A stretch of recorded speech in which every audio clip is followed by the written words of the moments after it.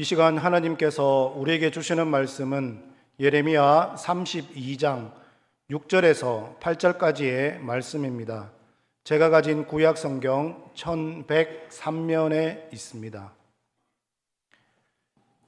예레미야 32장 6절로 8절까지의 말씀 다 찾으셨으면 제가 봉독해 드리겠습니다. 예레미야가 이르되 여호와의 말씀이 내게 임하였느니라 이르시기를 보라 내 숙부 살롬의 아들 하나멜이 내게 와서 말하기를 너는 아나돗에 있는 내 밭을 사라 이 기업을 물을 권리가 내게 있느니라 하리라 하시더니 여호와의 말씀과 같이 나의 숙부의 아들 하나멜이 시위대 뜰 안 나에게 와서 이르되 청하노니 너는 베냐민 땅 아나돗에 있는 나의 밭을 사라 기업의 상속권이 내게 있고 물을 권리가 내게 있으니 너를 위하여 사라 하는지라 내가 이것이 여호와의 말씀인 줄 알므로. 아멘. 사랑하는 성도 여러분, 지난 주간 은혜 중에 평안하셨습니까? 날씨가 많이 풀렸습니다. 그래도 어르신들 내복 벗지 마시고 따뜻하게 몸 잘 단장하시고요. 앞뒤 좌우로 서로 인사 나누고 교전하겠습니다. 사랑합니다. 반갑습니다. 축복합니다. 건강하세요. 행복하세요. 감사합니다. 오늘 말씀을 생각하면서 한번 따라하겠습니다. 현실을 뛰어넘어 미래의 희망을 품고 살겠습니다. 아멘. 우리는 살다 보면은 현실에 대한 두려움 때문에 절망감에 어찌할 바가 못할 때가 있습니다.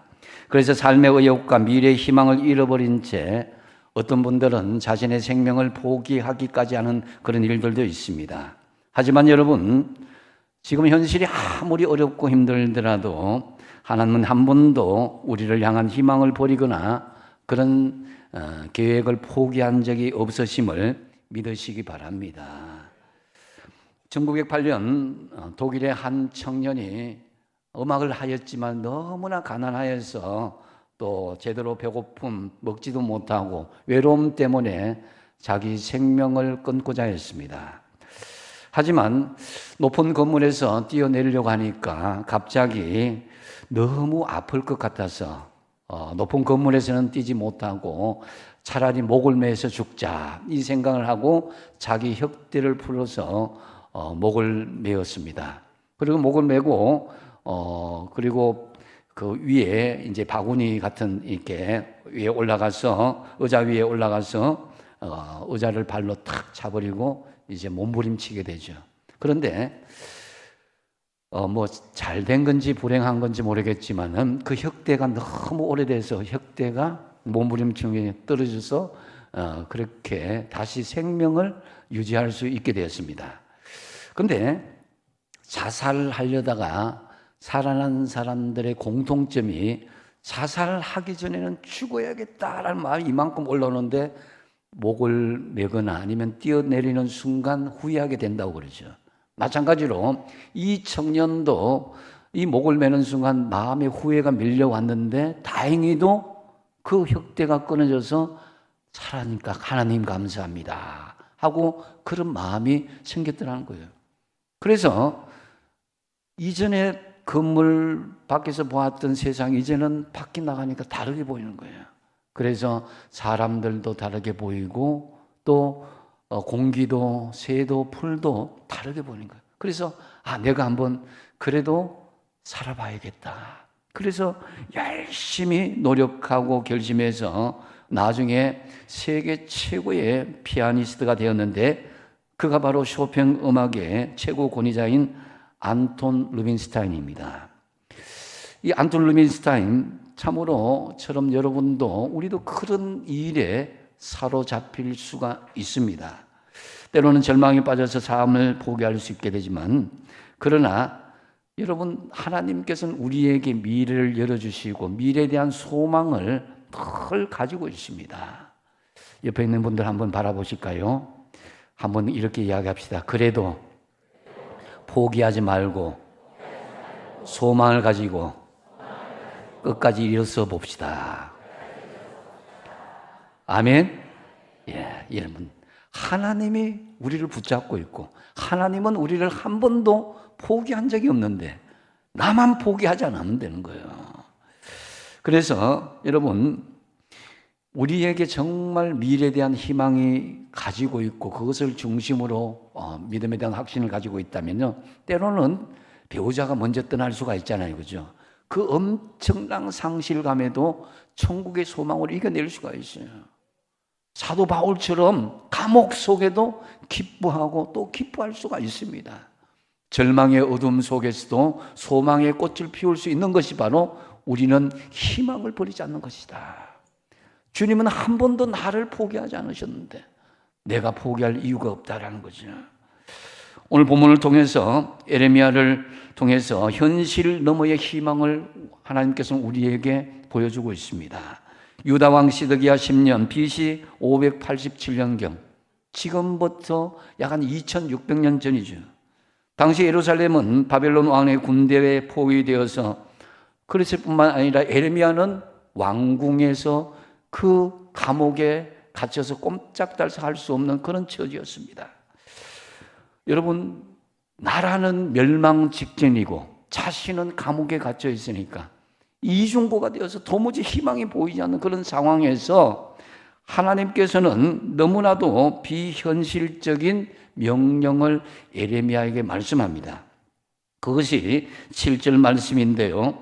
보라, 내 숙부 살롬의 아들 하나멜이 내게 와서 말하기를 너는 아나도스에 있는 내 밭을 사라. 이 기업을 물을 권리가 내게 있느니라 하리라 그랬습니다. 여러분, 하나님께서 에레미야를 통해서 조금 있으면 네 숙부 살롬의 아들, 즉 에레미야의 사촌 되는 하나멜이라는 사람이 와서 자기의 밭을 사달라고 부탁할 것이다. 그러면은 너는 사촌 하나멜이 부탁하는 그 밭을, 아나도스에 있는 밭을 사라는 것입니다. 아나도스는 이 에레미야의 고향이자 또 예루살렘에서 약 3km 떨어진, 지도에서 보면은 선지자의, 에레미야의 선지자의 고향이기도 합니다. 여러분 상황 가운데에 지금 나라의 전쟁이 막 이렇게 치열하게 있어서 나라가 멸망 직전이고 또 나는 감옥에 갇혀 있다. 이러면은 내가 밭을 사고 집을 사고 논을 사고 뭐 아파트를 사고 투자를 한다? 이게 미친 짓이나 마찬가지예요. 그런데 그 하나님의 명령이 여러분들에게 만약에 이렇게 떨어진다면은 이렇게 항의하지 않겠습니까? 하나님, 도대체 이 전쟁 난리통에 제가 사라는 건 사겠는데 그래도 금이나 뭐 이렇게 현금을 제가 좀 이렇게 간직하라 그러면 하겠습니다. 근데 이거는 도무지 말도 안 되는 멸망하는 나라의 땅을 사라니요. 이 말이 안 되잖아요. 이렇게 항변할 수가 있을 것입니다.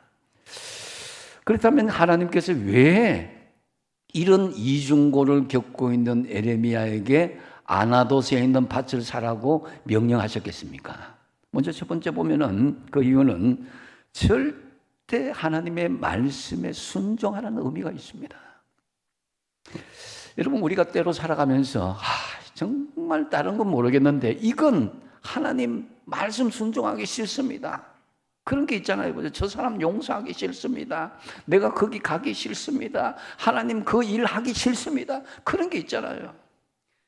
근데 이제 때로는 우리가 하나님 생각과 우리의 생각이 일치되는 것이 하나님 뜻이다 이렇게 생각할 수 있는데 그건 오해입니다.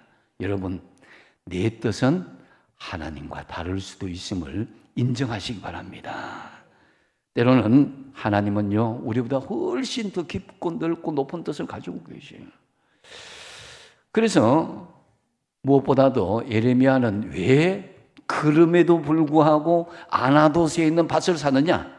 8절 하반절에 보면 내가 이것을 여호와의 말씀인 줄 알았기 때문에, 하나님의 말씀이기 때문에 내가 순종을 한다는 거예요. 또 6절과 14절, 15절 말씀에도 보면은 하나님의 말씀이 에레미야에게 임하였기 때문이다 그런 것을 볼 수가 있습니다. 여러분, 하나님의 말씀 앞에 이유 불문하고 절대 순종하는 여러분의 믿음이 되시기 바랍니다. 때로는 지금 현재는 하나님 이해가 되지 않습니다. 왜 그런지 알 수가 없습니다. 그렇게 원망하지 말고 일단은 하나님 말씀에 순종해 보라는 거죠. 그래서 여러분 신명기 28장 2절에 같이 한번 읽어보겠습니다. 시작. 내가 내 하나님 여호와의 말씀을 순종하면 이 모든 복이 내게 미치리라. 아멘. 여러분, 하나님께서 우리에게 주실 복이 있는데 그 전제가 뭐냐? 하나님 말씀에 순종하면 이 모든 복을 주시리라 그래요. 그래서 우리가 어쩌면 불순종함으로 하나님께서 예비하신 복을 놓칠 수가 있다는 것을 여기서 알 수가 있다는 거죠. 그래서 일단 여러분, 어른들 말씀하시면 딱 순종하면 되는데 옛날에 보면 어땠습니까? 막 반항을 하고 내 주장을 하고 내 뜻이 옳다고 그러다가 나중에 부모님이 돌아가시거나 존경하는 그분들이 돌아가시고 난 뒤에 아차, 그 어르신들의 말씀이 참 옳았구나, 그건 깨달을 때가 있다는 거죠. 하나님의 말씀은 오죽하겠습니까? 하나님께서 지금 예레미야에게 아나돗의 밭을 사라는 것은 형편과 처지에 맞지 않더라도 일단 하나님께서 말씀하셨기 때문에 나는 순종한다, 이 마음을 했다는 거죠. 여러분, 이스라엘 백성들이 430년 동안 애굽의 노예에서 있다가 그래서 이제 그들은 이제 10가지 재앙을 다 이기고 난 뒤에 막 가나안 땅으로 열심히 가고 있는데 뒤에는 애국 군대가 쫓아오고 앞에는 홍해가 가로막혀 있을 때에 막 이스라엘 백성들이 하나님을 원망하고 모세를 원망하죠. 이 광야에서 왜 우리를 죽이려고 하냐, 매장지가 없어서 이 광야에서 우리를 죽이려고 하느냐, 막 그렇게 하였을 때에 하나님께서 모세에게 응답하신 내용이 뭡니까? 네 지팡이를 내밀라입니다. 여러분, 지팡이를 내민다고 홍해가 갈라지겠습니까? 인간적으로. 그런데 여기에서 하나님께서 말씀하신 요점은 뭡니까? 네가 내 말씀에 순종하라는 거예요. 또한 여호수아가 이제 40년 광야를 마치고 이제 가나안에 들어가기 전에 요단강을 건너게 됐습니다. 그 당시 홍수가 범람하는 그 요단강 쉽게 건널 수 없는데 이스라엘 백성들 어쩔 줄 몰라고 할 때 어떻게 했습니까? 제사장들이, 법궤를 맨 제사장들이 요단강에 먼저 들어가라는 거예요. 여기서 하나님께서 말씀하신 요점이 뭡니까? 제사장들 요단강에 빠져 죽으라, 이 말씀이 아니잖아요. 말씀에 일단 순종해보라. 그럼 내가 그 길을 열게 되리라는 것입니다. 여러분, 막혀진 길이 있습니까? 일단 말씀에 순종하시기 바랍니다. 그런 하나님의 기적의 역사가, 은혜의 역사가 열리게 될 줄 믿으시기 바랍니다. 이스라엘 백성들이 또한 이 가나안 정복 과정에 여호수아가 제일 먼저 만난 성이 여리고성입니다. 근데 여리고성은 철옹성 중에 철옹성이잖아요, 그죠? 근데 하나님께서 하나님, 이 여리고성을 어떻게 해야 우리가 무너뜨릴 수가 있습니까? 하나님의 해답은 뭡니까? 매일매일 한 바퀴씩 그 성 주위를 돌고 마지막 날엔 7바퀴 돌고 그러고 난 뒤에 제사장들 나팔 불고 백성들 외치라. 여러분, 이게 상식에 맞는 일입니까? 근데 여기에서 하나님께서 말씀하신 요점이 뭡니까? 내 말씀대로 순종하라는 거예요. 내 말씀대로 순종하라는 거예요. 여러분들 때로 하나님 말씀을 묵상하다가 이건 나하고 맞지 않는 말씀, 이건 나하고 맞는 말씀, 이렇게 가려서 듣는 것이 아니라 때로는 나와 다르더라도 하나님의 뜻은 있을 것이다. 할렐루야. 하나님의 뜻은 여러분을 통해서 우리가 알지 못한 뜻이 있다라는 것이에요. 그래서 사무엘상 15장 22절에 뭐라 그럽니까? 순종이 제사보다 낫고 듣는 것이 수양의 기름보다 낫다. 우리가 외형적으로 어떤 하나님 앞에 번듯하게 드리는 것보다는 하나님 앞에 전심으로 순종하는 그 중심을 가진 것이 중요하다는 거예요. 외형적으로 드려지는 이것도 중요하지만 내면적으로 하나님 말씀에 순종하겠습니다. 어떤 경우에도 하나님의 말씀에 순종하겠습니다. 이 중심을 가지고 여러분의 믿음의 장벽을 뚫고 이겨내시기 바랍니다. 그다음 두 번째로 아나돗의 밭을 사라는 의미는 현실 너머의 미래 희망을 사라는 그런 의미가 있습니다. 15절에 보면은 만군의 여호와 이스라엘 하나님께서 이와 같이 말씀하시니라, 사람이 이 땅에서 집과 밭과 포도를 다시 사게 되리라 하셨다라. 이게 뭐라는 거냐면 지금 현재 아나도스의 밭을 사지만은 나중에 장차 이 백성이 돌아와서 그들이 원래 하던 대로 땅을 사고 팔고 하는 정상적인 환경으로 되게 될 것이다. 다시 말씀드려서 바벨론 70년 포로 후에 이스라엘 백성들이 다시 돌아와서 그 땅에서 그 땅을 정상으로 사게 팔게 될 것이라는 것을 미래의 희망을 사라는 의미로 아나도스의 밭을 사라라는 것으로 말씀했던 것입니다. 이 말씀은요, 예수님의 천국 비유에서도 유사하게 찾아볼 수가 있습니다. 그것이 마태복음 13장 44절 말씀인데요. 같이 한번 읽어볼까요? 같이 읽겠습니다. 시작. 천국은 마치 밭의 감추인 보화와 같으니 사람이 이를 발견한 후 숨겨두고 기뻐하며 돌아가서 자기의 소유를 다 팔아 그 밭을 사느니라. 아멘. 여러분, 천국은 그 밭을 사면 천국에 이를 수 있다는 걸 안다면은 전 재산을 바쳐서 그 밭을 사지 않겠냐는 것입니다. 바로 아나도스의 밭이 그런 의미란 것입니다. 아나도스의 밭을 산다는 것은 미래의 소망을 사는 것인데 그 미래의 소망의 궁극적인 지경은 어디냐면은 하나님 나라라는 것입니다. 여러분들에게 하나님께서 예기치 못한 아나도스의 밭을 사라고 딱 여러분의 미션이 주어질 때에 하나님, 제 형편으로 제 조건으로 되지 않습니다. 안 될 조건을 생각하지 말고 하나님께서는 하실 수 있다는 그 믿음을 가지고 미래의 희망을 가지고 담대하게 아나도스의 밭을 점령하시고 살 수 있는 믿음을 가지시기 바랍니다. 그렇다고 해갖고 하나님 이제 땅 투기 내가 거기 해야 됐나? 이거 하나님 응답이다 이렇게 생각하지 마세요. 제가 땅 투기를 이야기하는 거 아니에요. 여러분 미래에 대한 소망을 사라는 거예요. 그래서 여러분 때로는 우리가 절망적인 상황 가운데 있는데 그 절망적인 하나님의 응답의 말씀이 탁 주어지면은 하나님 정말 이러시기 있습니까? 하나님 안 그래도 먹고 살기 힘든데 제게 왜 이러시는 거예요? 이렇게 우리가 볼멘 소리로 하나님 앞에 항의할 수 있습니다. 그런데요, 조금만 기다려 보시면 그것은 과정뿐이라는 거예요. 미래의 소망은 하나님께서 아름답게 그려져 있는 거예요. 그래서 에레미야는 유다가 멸망한다는 현실을 분명히 알았지만은 그러나 미래를 보고 꿈과 희망을 사게 되었다. 그것이 아나도스의 밭을 사라는 것입니다. 사촌 하나멜은 자신의 오늘을 위해서 내일을 팔았지만은 에레미야는 내일을 위해서 오늘을 샀다는 것입니다.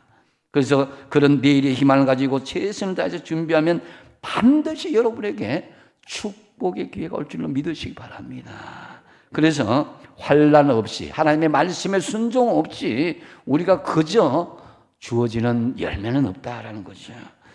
그래서 때로는 하나님의 축복이 참 안 보일 때가 있어요. 근데 우리가 나무만 막 바라보면 너무 힘들고 어렵지만은 멀리서 좀 떨어져서 바라보면 큰 숲이 보이는 하나님의 그림이 보인다는 거죠. 때로는 여러분들 하늘의 별을 이렇게 바라보잖아요, 그죠?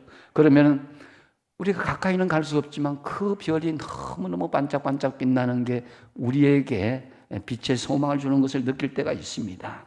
그래서 지금 우리에게 주어진 현실들, 고난과 어려움과 시련의 기간들 후에 하나님의 소망의 열매가 있을 것이다.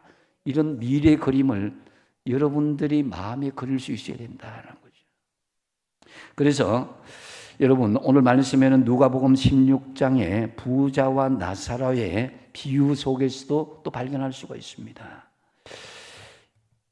이 부자는 먹고 마시고 흥청망청하다가 천국의 밭 아나도스의 밭을 살 기회를 잃었습니다. 여러분 주변에 작은 예수님을 발견할 수 있기를 바랍니다. 정말 부자의 옆에는 거지 나사로가 굶주리고 있었지만은 부자는 그것이 보이지 않았습니다. 나중에 지옥불에 가서 그 고통을 겪을 때 그것이 보였습니다.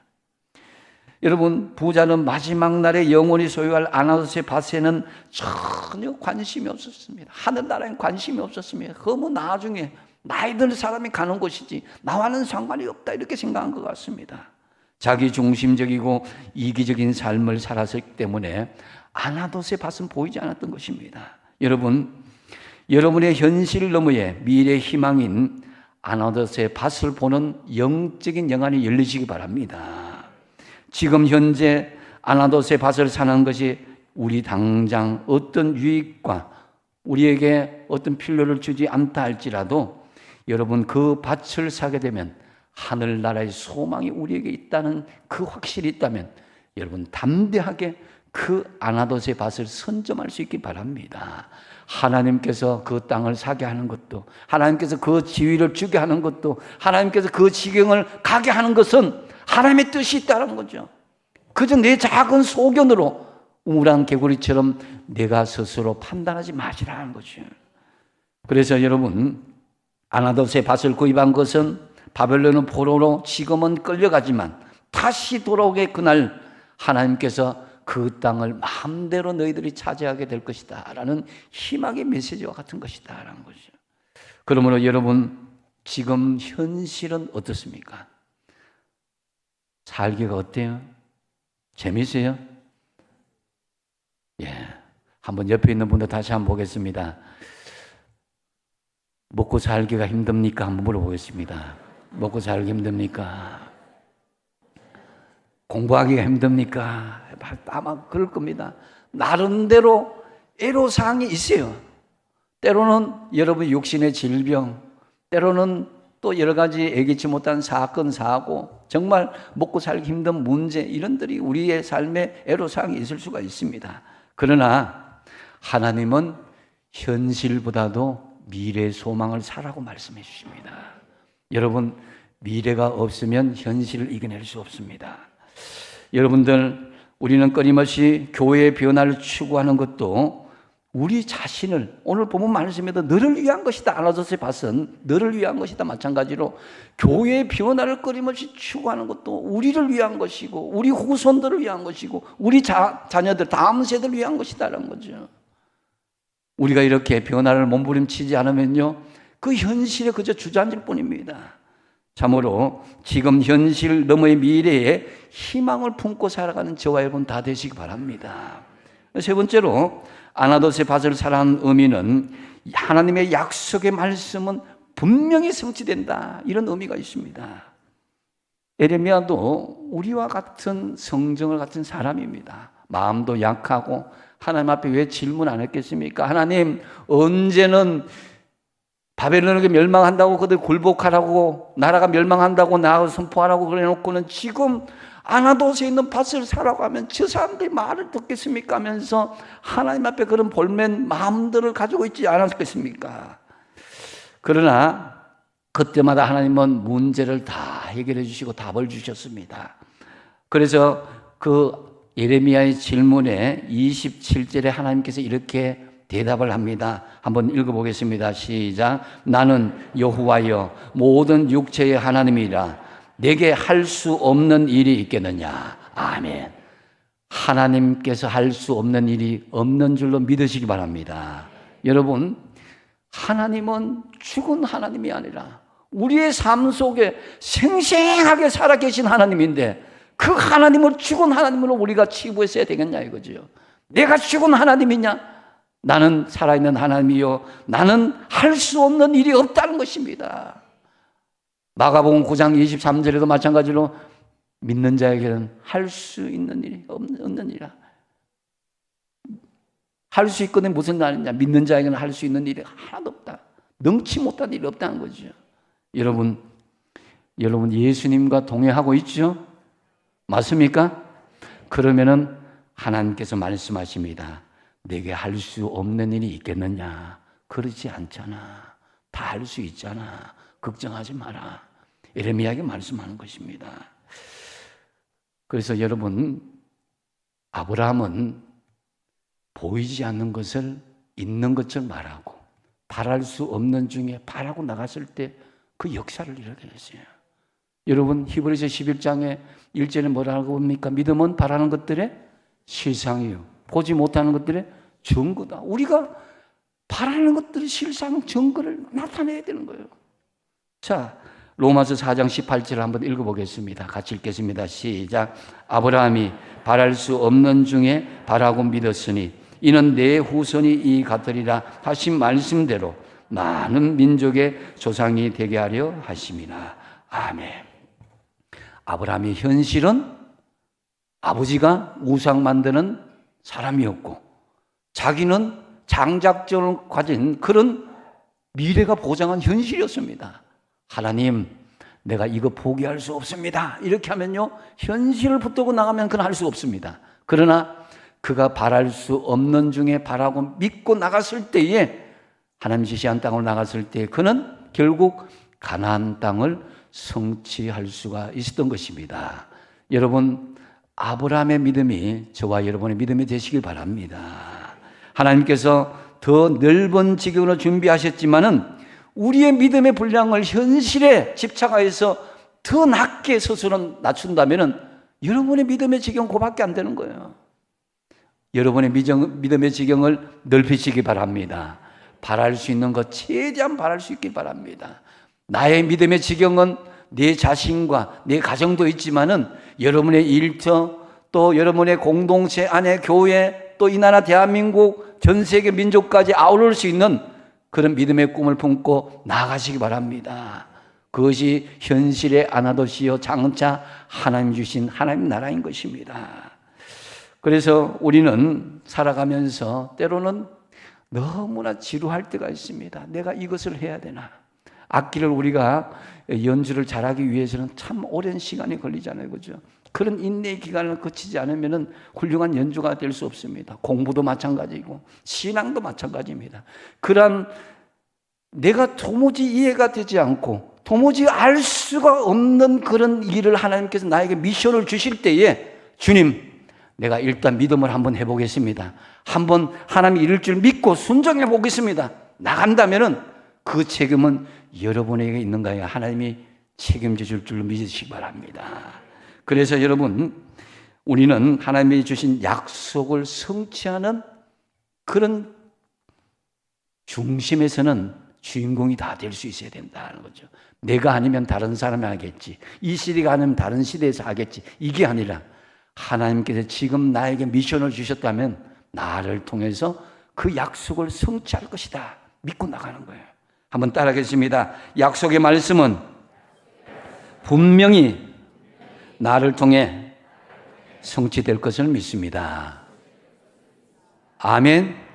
세상 사람들은 부도수표 날리고 공수표 날려도 하나님은 부도수표, 공수표 날리지 않습니다. 확실하게 약속하신 것은 이루신 것을 믿으시기 바랍니다. 말씀을 맺습니다. 우리 교회는 이제 아나돗의 밭을 사는 그런 지경으로 나가고 있습니다.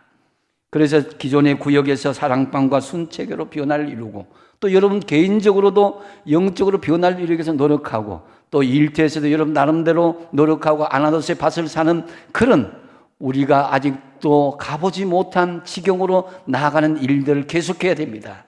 하나님, 여기가 조산에 여기 머물러 있으면 안 됩니까? 그러면 안 됩니다. 여러분의 믿음은 감가상각이 될 수밖에 없습니다. 계속 나아가려면은 하나님께서 주신 미션, 나에게 주신 아나돗의 밭을 사라, 이 미션을 계속 진행해야만 되는 것입니다. 지금은 여러분 이 변화 때문에 조금 두렵고 때로는 여러분 싫지만은, 그러나 그 변화에 한 걸음 나가다 보면 하나님의 기적의 역사가 있게 될 것입니다. 참으로 오늘 에레미야에게 아나돗의 밭을 살아간 의미, 첫 번째는 뭐라고 그랬습니까? 절대 하나님의 말씀에 순종하라는 거예요. 내 이성적으로 이해가 되지 않더라. 두 번째 뭡니까? 현실 너머의 미래의 약속을 살아라. 현실에 집착하지 말라는 거예요. 미래를 우리가 투자할 수 있어야 된다. 세 번째 뭡니까? 약속의 말씀, 반드시 누구를 통해서? 나를 통해서, 우리를 통해서 성취된다. 그러면 여러분들이 구경꾼이 아니라 주인공이 되는 거예요. 참으로 그래야 해서 끝내 하나님 나라가 우리 삶 속에 회복되고 포로된 현실이 자유하게 되고 하나님의 약속이 성취